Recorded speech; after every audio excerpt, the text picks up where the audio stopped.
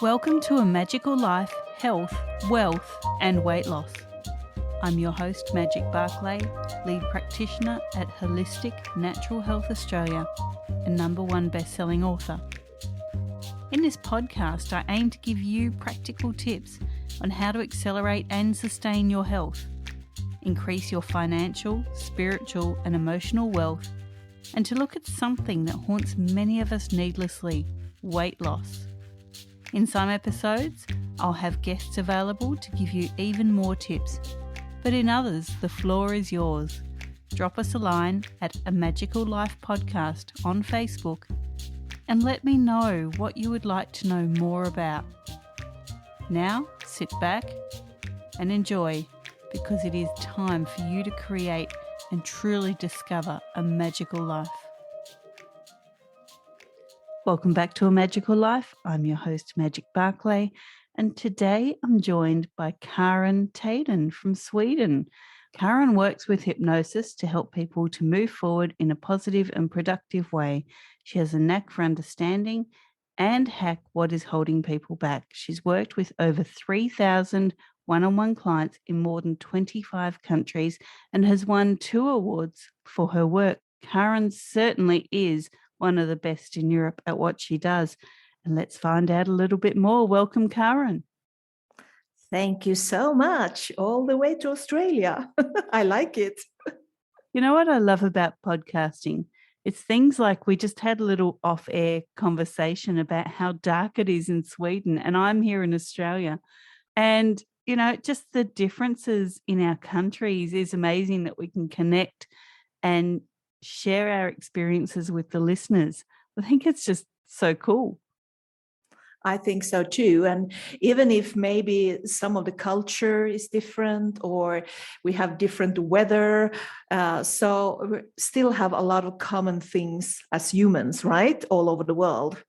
Totally. And I think especially in current times, you know, people forget that we're all having a human experience, and it doesn't matter what our beliefs are, where we live in the world, you know, whether it's day or night or winter or summer, it's still part of the human experience. Yes, it is. And I really love helping people to kind of understand more about their human experiences and why they are sometimes acting or reacting in certain ways, and trying to change the approach a bit so they can feel that they can be more positive, or they can move in life with more confidence and have a better human experience. Now, Karin, I have titled this episode Moving Forward Productively, and we're going to talk a bit more about that when you answer my lovely questions. But just in a snapshot, can you tell us what moving forward productively looks like? One part is to understand that there is nothing wrong with you. Because I meet a lot of people and they're always telling me that they know what to do, but they don't do it. And they know that they don't have to be afraid of things, but they still are.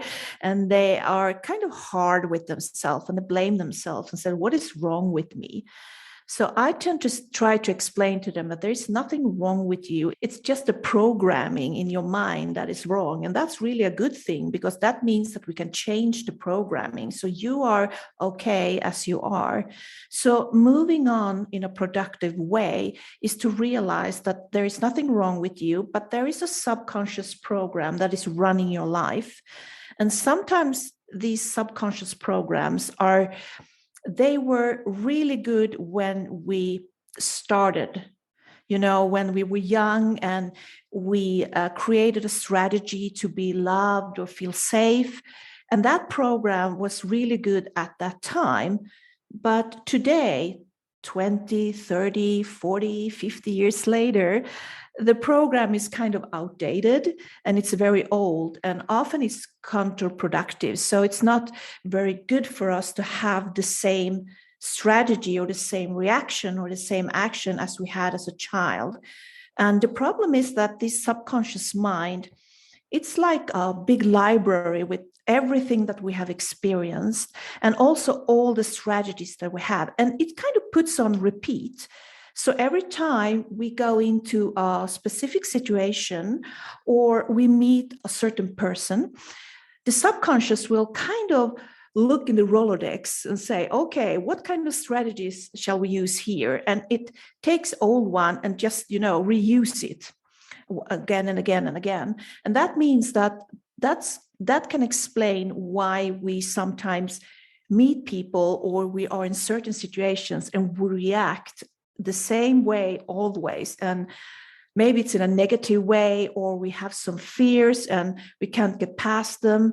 So realizing that there is a subconscious library with a lot of strategies and programs that are still running our life, that is the way to kind of start to kind of change how you want to move forward. Thanks for that. That's really explained it very well. Thank you. Now, I always ask the same 3 questions of my guests, and I'm always excited and astounded about the array of answers that I get. So here comes your first question. What can your expertise do to accelerate health, be it physical, emotional, or spiritual? So what I do is that I use hypnosis, and hypnosis is a door opener to the subconscious mind, to the subconscious programs and strategies. So hypnosis is a state of mind where your brain is a little bit on fire. It's easier for the brain to rewire old things into new things, to learn, to see different perspectives, and to kind of just move forward. So with my expertise, I often guide my client into hypnosis to connect to their own consciousness, to connect to their own clarity and their own wisdom, and try to help them to see why they struggle with something. And I help them to understand all the perspectives. So instead of the client being really hard on themselves, telling me that, oh, I'm such a stupid person, or I'm helpless, I don't know.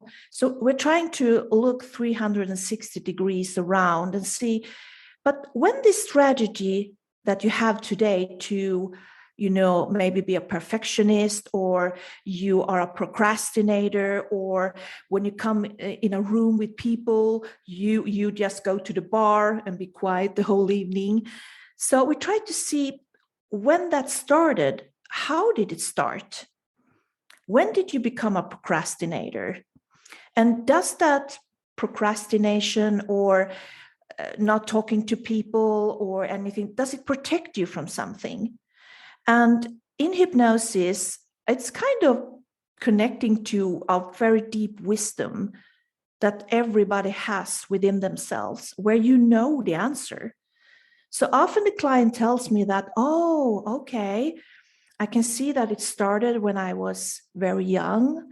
Maybe I was 4 years old or 12 years old. And I did it because I didn't want to be laughed at, or when I procrastinate, I don't start anything. And if I don't start anything, I will not fail. So all these strategies, they start to understand why they're using them. And that takes off the shame and the guilt that they are a bad person who can't do better. And then we're trying to kind of like a negotiation with the brain and the subconscious mind, trying to help the subconscious mind to release that old strategy, helping the subconscious mind to understand that, well, that was a good idea, maybe when you were 10 years old, that you didn't want to present your work for your classmates because they were laughing. But if you are 35 today and you have a really good job and the boss is telling you that you need to make a presentation for our customers, then you need to step up. So how can we help the subconscious to let go of that fear? And that is like, there is no one answer, there is no right answer. So it's more kind of a negotiation between me and the subconscious mind of the client, and see what would work for you, what would be the best solution for you, and how can I help you to get there? So, Karin, we talk about wealth here, not only financial, but the emotional wealth and the personal wealth or the depth of a person. So, what are your top 3 tips to creating wealth? Wow, there are so many good tips, and I can give you a few, but I would also say that it's very, very personal what kind of advice or tips that really works for you. But one thing that works really good for me is I have a 5-minute rule, and I am not perfect. Sometimes it's longer than 5 minutes, but it's like this. When something goes wrong, I allow myself to be extremely negative for 5 minutes. So I can, I can whine, I can cry, I can swear, I can complain, I can do everything. So I kind of get it out of my system, because why that creates wealth for you emotionally is that when you don't let your feelings out, when they get stuck in your body, I use the metaphor food in the refrigerator. So if you have food there too long, what happens to the food? It start to smell weird, and it start to get fluffy and green and not very, you won't eat it. So it's the same thing with feelings. If you don't let them out, they will stay there in the body, and they will kind of, stack on top of each other. And then suddenly you explode, maybe a week later, and sometimes like 10 years later, and people are just wondering, why are you so upset? And sometimes it's not just a specific situation. You can be depressed. You can start to see the life and world and yourself in a very negative way. So letting out the emotions, letting out the feelings is really, really important. So what I do is that I have these 5 minutes. And like I said, I'm not perfect. So sometimes it's definitely more than 5 minutes, but I try to remind myself of just these 5 minutes. And then I stop. And then I just say, I can't do anything about this. So just move forward or find another solution on the problem. So that has helped me to shift my mood to being more solution oriented. So first I have my explosions with emotions. And I like the saying that emotions are energy in motion. So it has to move. If you don't get the energy of the emotions out of your body, you are in trouble. So, and after that, I just stop, and I try to either say that I let it go because I can't do anything about it, or I shift my mode to being more solution oriented and see, what can I do? What can I change? What can I fix? And I think for me, that works really, really well. Instead of just pushing down everything, trying to be brave or to be indifferent or being cool or something. And if you don't want to explode in front of people, I get that. You can always use the toilet, or you can do it when you come home in the evening. And my second tip is that you have to be more kind to yourself. One of the most common things I work with is low self-esteem. And a lot of people come to me and say that they have low self-esteem because the environment didn't treat them well when they were young. So they talk about bullying at school. They're talking about parents that didn't notice them, or a sibling that was more popular, or anything. So they say that that's why I didn't feel seen or heard. I didn't feel valued. So today I have low self-esteem and I have a problem. And then I try to explain to them that, yes, that is one factor, one reason that you have this low self-esteem. But the other one is even worse, is that you continue yourself to be harsh on yourself. You are not a lot of people are very hard on themselves. So they're not very kind to themselves. So they often say that, oh, I'm a loser, or I should have done better, and I'm not good enough, and oh, why? So I try to tell them that you have to be kind to yourself, to feel that goodness kind of spread around. And one way of doing this really easy is not positive affirmations.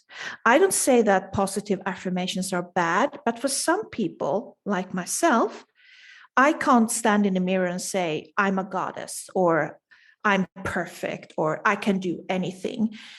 Because sometimes you have a little voice in your head saying, no, you are not a goddess. No, you can't do this. So it's kind of you try to lie to yourself. So some people can use positive affirmations really good, but some people, it doesn't work. So for me, it doesn't work with positive affirmation. So what I did is that I tried to be kind to myself in another way. What I did is that every morning I smile to myself in the mirror. And I just read a book with the Mel Robbins, The High Five Habit. I'm high-fiving myself in the morning in the mirror and just say, hello, I'm here again. Good, I'm a good person, small little things. And I can say to myself that I'm proud for trying. And I may be not perfect, or I can't do this thing yet, but I'm learning. So my positive affirmations are more not that big, like, oh, I'm a goddess. They are more natural ones that I can tell myself, Karin, I'm proud of you today because you stood up for yourself, or you tried to do something nice. These little things, I see what I do good, and I treat myself with more kindness. And the third tips would be do more of the things you like. I meet a lot of adults that they just do all the things that they need to do as adults, being a parent, going to work, clean the car, clean the house, and they stop doing things that they like because they don't have the time and they don't have the energy. So the first things that they let go of is play and having fun. And if you don't play, and if you don't having a little bit of fun in your adult life, that will crash or break your spirit. So often when people come to me, they are a bit depressed. Of course, there can be sadness there and everything. But a lot of these people who are a little bit low, maybe not depressed, but low, they have no energy, they are not motivated. I often ask them if they play or have fun or do things that they like. And they often say, no, we don't, because I don't have the energy and I don't have the time. So I really encourage you to do more, do things that you really like, and do more of these things. And it can be very, very small things, but it will change your life, because when you wake up in the morning and you can look forward to maybe later in the day or in the evening to do something that you really like and you feel happy when you're doing it, that will absolutely shift your life for good. There's some great tips there, listeners. Now, Karin, we do talk about weight loss here, and this is quite a personal question, but have you ever battled your weight? And if so, what was the trigger to lose it? And what can you offer the listeners in their own weight loss journey? Yeah, this is a really tough question, because there can be so many different reasons why you are not losing weight. So I'm not talking about, hormones or other things. I'm talking more about the emotional and mental side of it.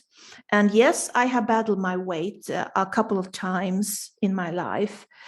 And for me, I think that when I put on some weight, it was often protection. And there can be different kinds of protection. So for me, I think it was protection from my own feelings.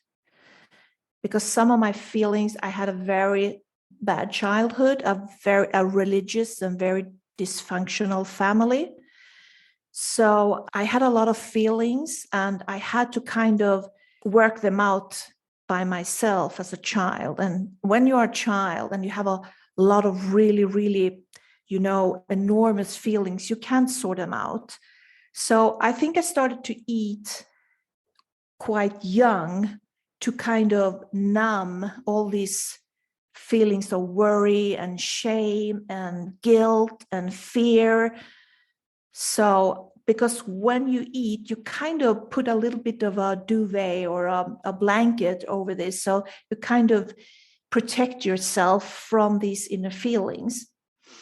But then for other people, it can be, for example, protection. I work with a woman and she was overweight. And she said that I have lost the weight several times and I just gained it all back again. So I don't know what to do. And what we found out with her was that she was molested as a young girl. And the subconscious creates a strategy that you are often not aware of. So her subconscious created a strategy that we're going to make you heavy. We're going to put on some weight so you don't become so attractive to men. And if you're not attracted, you're safe. So every time she lost the weight, the subconscious says, oh no, danger. Now maybe men will notice her and maybe it's something bad happens again. So the subconscious would send a really, really, really tough urge for her to start eating again. And when she understood that that was the reason, then she just dropped the problem and she could lose her weight in her own time and she could keep it off because she could say, well, that happened when I was a little girl. This doesn't have to happen today. And today I would like to be in a relationship with a nice man. So I want to feel more attractive, both for myself and maybe to attract a partner. So it depends on a little bit about why the weight is there. So like I said, it can be protection from something inward, but it can also be protection from something outward. And it could be something totally different. It could be stress release or something else.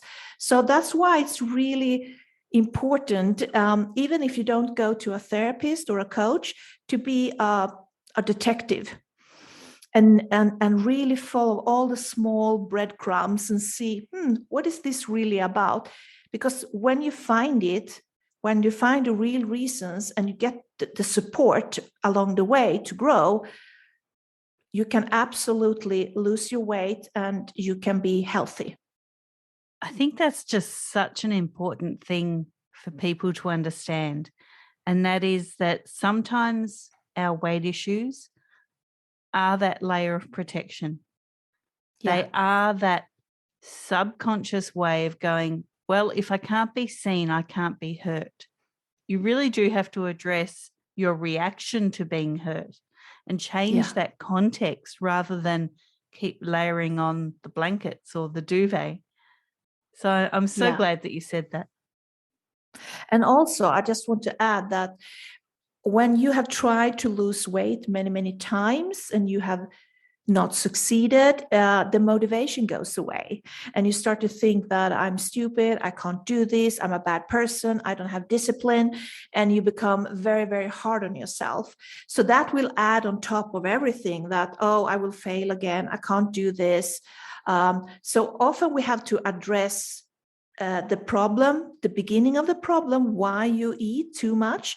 But then you also have to address all the later problems that you are hard on yourself or you think that you will fail again because you failed 10 times before. So there's a lot of support and work you have to do. So even though I work quite fast with my clients and get quite fast results, just with weight loss, it takes a little bit of time because there are so many angles of it and you have to really support them because they need it. That's absolutely fantastic advice there. Now, Karin, people can find you on your website, www.karintydén, that's KarinTydén.se. You're also on Yes. Instagram at Karin Tydén and on Facebook at Your Mind Navigator. Now, look, we do love giving the listeners freebies here. And I know that you mentioned to me off air that you could do a hypnosis session for the listeners. I would love them to contact you via your socials or your website to organise that. So thank you. And something we haven't really discussed today, but we will actually discuss in the next episode, and that is that you have written a book.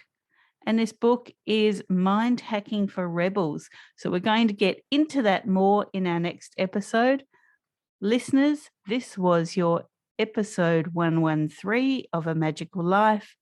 Thank you for your time. I really do appreciate it. Go forth and create your magical life. Thanks for listening today. Please subscribe to hear future episodes, leave a review, and share this podcast. You can follow us on Facebook at A Magical Life Podcast or at Holistic Natural Health Australia. That's holistic with a W. You can find us on Instagram at Holistic Natural Health or at www.holisticnaturalhealth.com.au. That's where you'll access all sorts of articles, freebies, and more.